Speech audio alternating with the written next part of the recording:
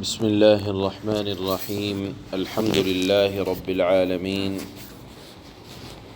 أشهد أن لا إله إلا الله وحده لا شريك له وأشهد أن سيدنا ومولانا محمدا عبده ورسوله أما بعد فأعوذ بالله من الشيطان الرجيم بسم الله الرحمن الرحيم أحلت لكم بهيمة الأنعام إلا ما يتلى عليكم غير محل الصيد وأنتم حرم إن الله يحكم ما يريد صدق اللہ مولانا العلی العظیم۔ اللہ تعالیٰ نے ایفاء عہد یعنی عہد کو مکمل کرنے کی ہدایت کے بعد ارشاد فرمایا کہ اللہ تعالیٰ نے اپنی رحمت سے امت مسلمہ پر جو چیزیں حلال کی ہیں صرف انہی کو استعمال کرنا چاہیے، اور جو چیزیں اللہ نے حرام کی ہے ان سے بچا جائے، پرہیز کیا جائے۔ اس وقت اللہ تعالیٰ نے سب سے پہلے اس آیت میں جانوروں کے حلال اور حرام ہونے کے بارے میں حکم دیا ہے۔ حضرات مفسرین نے لکھا ہے کہ جب اسلام نیا پھیلا، اللہ کے نبی صلی اللہ علیہ وسلم کے مذہب کو جب یہود و نصارہ قبول کر رہے تھے اور مشرکین توبہ کر کے اسلام میں داخل ہو رہے تھے، تو وہ پہلے اپنے عقیدوں کی وجہ سے بعض حلال جانوروں کو بھی نہیں کھاتے تھے۔ اس لیے پہلے اللہ تعالیٰ نے چوپاؤں میں سے مویشی کے احکام بیان فرمائے اور ان کے حلال ہونے کو، اور جو حرام جانور ہیں ان کو بیان فرمایا۔ چوپائے کہا جاتا ہے ایسے جانور جو چاروں ہاتھ پاؤں سے زمین پر چلتے ہوں، اور ان میں سے مویشی کہا جاتا ہے ایسے جانور جن کو چارہ ڈالا جاتا ہو یا وہ چگ کر کھاتے ہوں، یعنی ان کی غذا چیر پھاڑ کر کے نوچ کر کھانے کی نہ ہو، بلکہ زمین کی غذائیت یعنی زمین پر چگ کر یا ان کو چارہ ڈالا جاتا ہو۔ تو اللہ نے ارشاد فرمایا کہ جو جانور مویشی ہیں، یعنی پہلے تو فرمایا چوپائے جانوروں میں سے جو جانور مویشی ہیں، یعنی جن کی خوراک چگ کر کھانا ہے، اللہ تعالیٰ نے تمہارے لیے حلال کر دیا، جیسے بھینس، بکری، بیل، گائے، اور اسی طرح سے ان کے مشابہ یعنی ان جانوروں کے مشابہ جیسے ہرن یا گائے کے مشابہ نیل گائے، اللہ تعالیٰ نے ان کو حلال کر دیا بشرطے کہ شرعی اعتبار سے ذبح پایا جائے۔ شرعی اعتبار یعنی اپنی موت آپ نہ مرے ہوں تو استعمال نہیں کر سکتے، یا پھر غیر اللہ کے نام پر ذبح نہ کیے گئے ہوں تو استعمال نہیں اگر غیر اللہ کے نام پر ذبح کیے گئے ہیں، کسی بت کے نام پر یا کسی کے بھی نام پر ذبح کیے گئے ہیں، اللہ کا نام نہیں لیا گیا تو اس کو استعمال نہیں کر سکتے۔ البتہ اگر خالصتاً ذبح اور شرعی ذبح پایا گیا تو جو چوپاؤں کے مشابہ جانور ہیں ان کا شکار بھی حلال ہے، اور ان کے گوشت کو قاعدے کے موافق استعمال بھی کیا جا سکتا ہے۔ دوسری بات اللہ نے یہاں ارشاد فرمائی کہ جو چوپائے جانور ہیں اور وہ مویشی ہیں، لیکن آپ حالت احرام میں ہو تو یہ مویشی جانوروں کا شکار کرنا یا حالت احرام جانوروں کا ذبح کرنا بھی تمہارے لیے ایسی صورت میں جائز نہیں ہے۔ یعنی حالت احرام میں شکار کو اللہ تعالیٰ نے حرام قرار دیا ہے۔ یاد رکھنا چاہیے کہ یہ شکار صرف خشکی کے جانوروں کے حرام ہونے کی بات ہے۔ اگر آپ جس طرح پہلے زمانے میں لوگ سمندری سفر کرتے تھے اور وہاں مچھلیوں کے شکار کی ضرورت بھی پیش آتی تھی تو دریائی شکار کی اجازت ہے۔ حالت احرام میں بھی لوگ پہلے لمبے زمانے سے احرام کی نیت کر لیا کرتے تھے، باندھ لیا کرتے تھے، اور سمندری سفر پیش آتا تھا تو سمندری شکار کی اجازت ہے احرام کی حالت میں بھی، لیکن خشکی کے شکار کی اجازت نہیں ہے۔ اس کے بعد اللہ تعالیٰ نے ایک بات ارشاد فرمائی،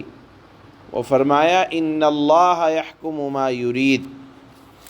کہ اللہ تعالیٰ حکم دیتا ہے جو کچھ وہ ارادہ کرتا ہے۔ بے شک اللہ جو چاہیں حکم دیں۔ وہ خالق ہیں، اور خالق کا مطلب یہ ہوتا ہے کہ جس نے پیدا کیا اور پیدا کرنے کے بعد اپنی پیدا کردہ چیزوں کی خصوصیتوں کو بھی جانتے ہیں اور اپنی پیدا کی ہوئی چیزوں کا انتظام و انصرام بھی کرتے ہیں۔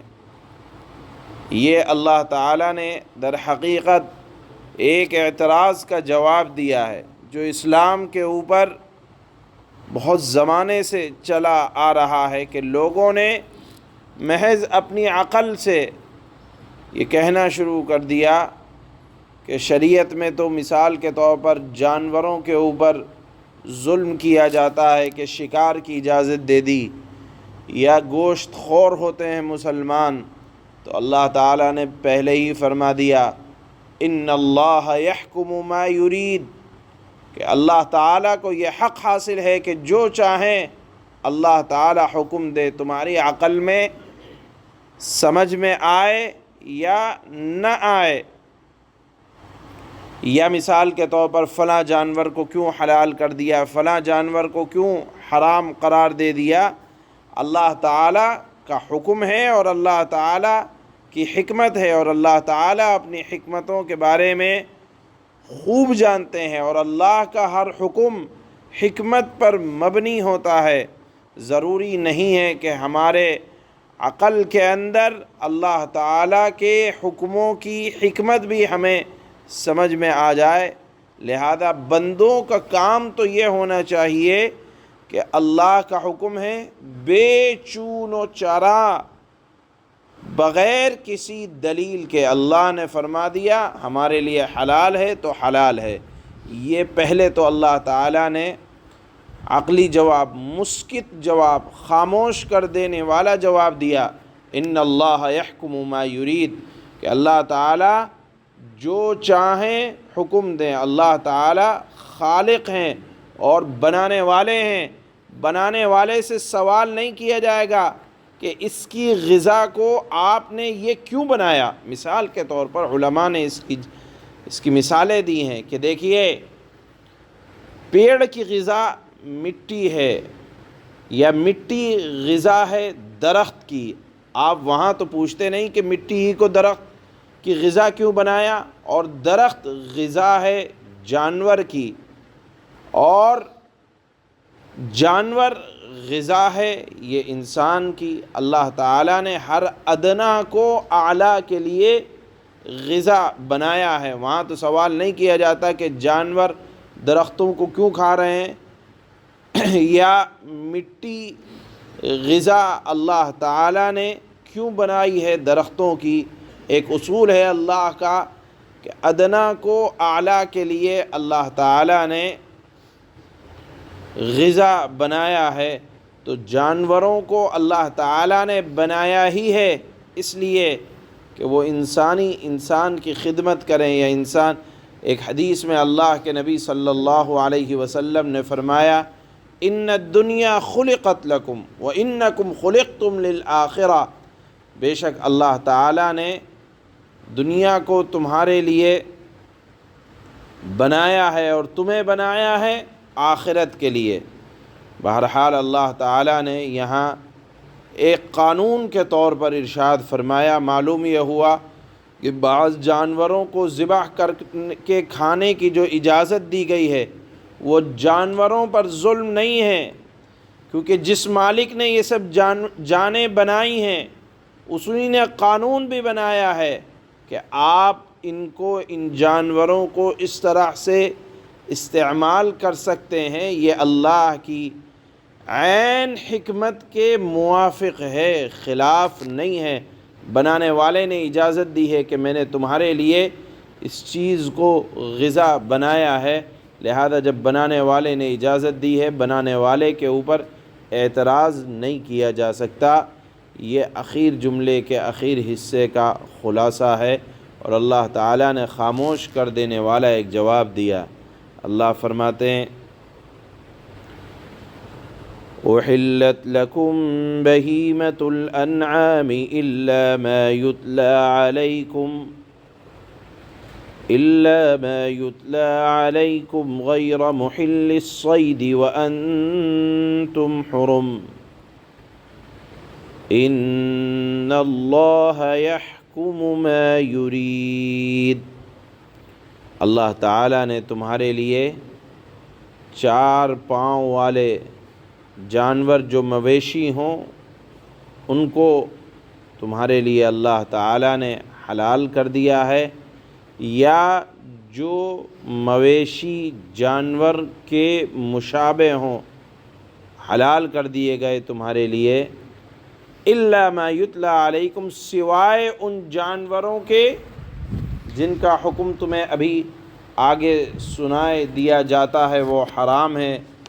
جیسے مثال کے طور پر خنزیر حرام ہے، گدھا خچر وغیرہ حرام ہے، یا جن کے اوپر اللہ کا نام نہ لیا جائے وہ حرام ہے، یا جو جانور وحشی ہیں یا حرام کھاتے ہیں اور اسی طرح چیر پھاڑ کر کے کھاتے ہیں وہ حرام ہیں. اس طرح کی کچھ اقسام ہیں جو اللہ تعالیٰ ابھی اگلی آیات میں ان کو بیان کرنے والے ہیں. اسی کی طرف اشارہ کیا اللہ نے الا ما یتلی علیکم، سوائے ان جانوروں کے جن کا حکم ابھی آپ کے سامنے پڑھ کر بیان کیا جائے گا. لیکن شکار کو حلال مت سمجھنا. شکار ویسے حلال ہے، حلال جانوروں کا، لیکن شکار کو اس وقت حلال مت سمجھنا جس حالت میں کہ تم احرام میں ہو. بے شک اللہ تعالیٰ جو چاہیں حکم کریں، اس لیے کہ اللہ تعالیٰ نے تمام مخلوقات کو پیدا کیا، پھر کمال حکمت سے، اپنی حکمت کے کمال سے ان میں باہم درجے رکھے. ہر قسم کی اللہ تعالیٰ نے ہر ایک کے اندر استطاعت رکھی ہے، ہر ایک کی فطرت اللہ تعالیٰ نے الگ رکھی ہے. اسی طرح زندگی اور موت کی مختلف صورتیں اللہ تعالیٰ نے بنائی ہیں، اور بنانے والے کو اپنی مخلوقات میں یہ حق حاصل ہوتا ہے کہ اپنے اختیار کامل اور علم کی بنیاد پر کہہ دے کہ یہ چیز تمہارے لیے حلال ہے، اس کو اس طرح سے استعمال کرو اور اس کو اس طرح سے استعمال نہ کرو. یہ اللہ تعالیٰ نے فرمایا کہ میں خالق ہوں اور مجھے یہ حق حاصل ہے کہ میں جو چاہوں حکم کروں. تم اے بندو تمہاری ذمہ داری یہ ہے کہ تم ان فیصلوں کو بے چون و چرا مانو.